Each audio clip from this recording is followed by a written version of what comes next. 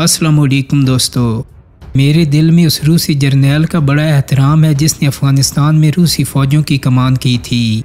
और जब रूस के सदर ने अपनी फ़ौज वापस बुलाने का ऐलान किया तो उसने ही एक कमांडर और एक सिपाही के तौर पर सबसे आखिर में दरियाए आमू का पुल अबूर किया था। इस मौके पर उसने पीछे मुड़कर सरहद के उस पार देखा और ये यादगार फ़िक्र कहा, आइंदा अफ़गानिस्तान पर हमला करने वालों को हमला करने से पहले 100 बार सोचना होगा। हालांकि रूसी फ़ौज बरतानवी और अमरीकी फ़ौज के मुकाबले में कहीं ज़्यादा बहादुर सिपाहियों पर मुश्तमिल है।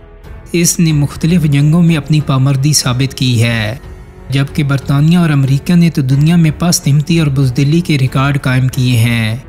कर्नल इमाम बताते हैं कि रूस ने जिन दिनों अफ़गानिस्तान पर हमला और कब्ज़ा कर रखा था, मेरा एक रूसी सफारतकार से दिलचस्प मुकालमा हुआ था। मैंने जब उसे कहा कि आप अफ़गानों को कभी शिकस्त नहीं दे पाएंगे, बेहतर है अपनी तवानाई बचा कर रखें, आपके काम आएगी।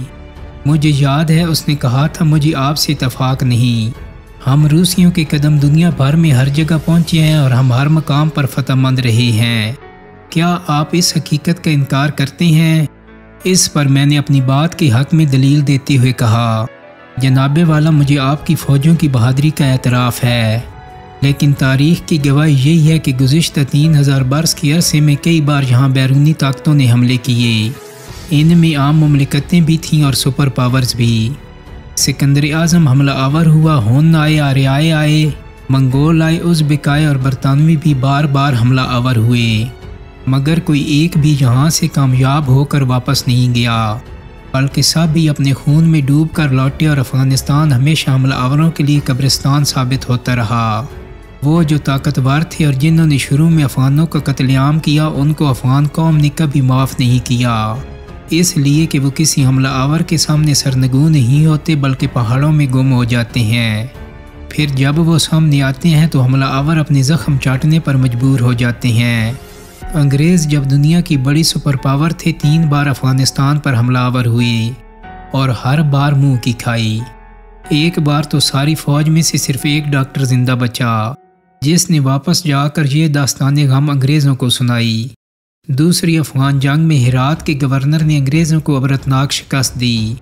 इस पर रूसी सफारतकार ने कहा, आप रूसियों को नहीं जानते, हम जहाँ कदम रखते हैं अच्छी तरह जमा कर रखते हैं, और जहाँ हम जम जाते हैं वहाँ से कोई हमें निकाल नहीं सकता।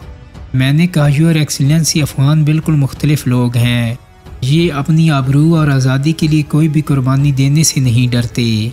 वक्त मेरी बात की सदाकत साबित करेगा।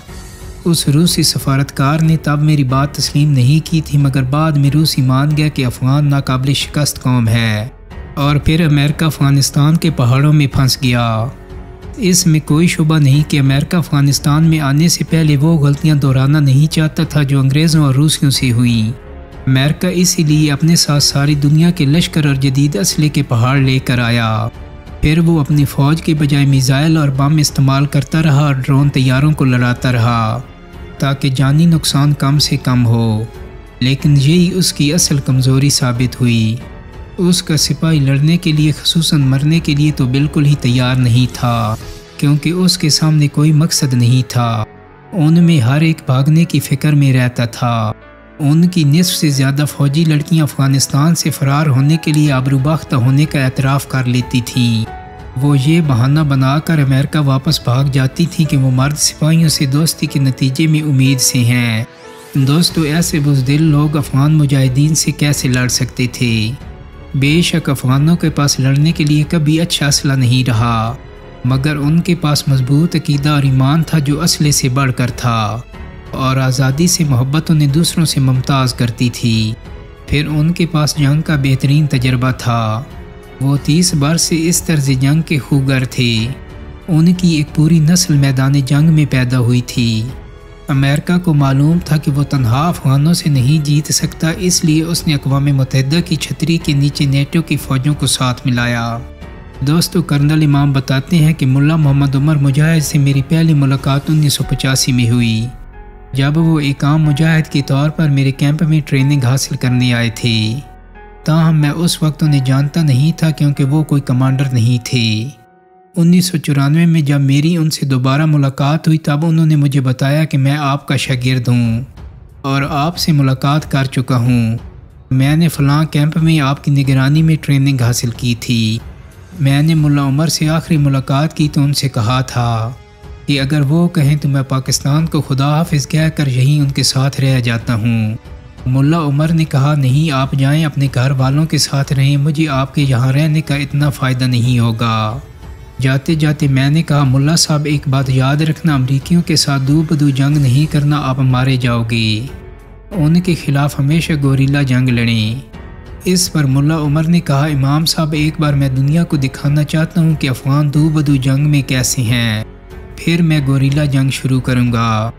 ताहम अमेरिका ने इन्हें इसका मौका ही नहीं दिया।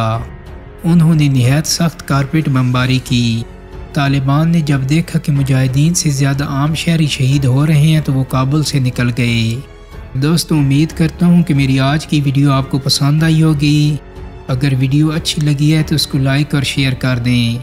मेरे चैनल को सब्सक्राइब करने के साथ साथ बेल आइकन को भी क्लिक कर दें ताकि आपको मेरी आने वाली मज़ीद वीडियोज़ के नोटिफिकेशन मिलते रहें। बहुत जल्दी एक नई वीडियो के साथ मुलाकात होगी। अपना बहुत सारा ख्याल रखिएगा। अल्लाह हाफ़िज़।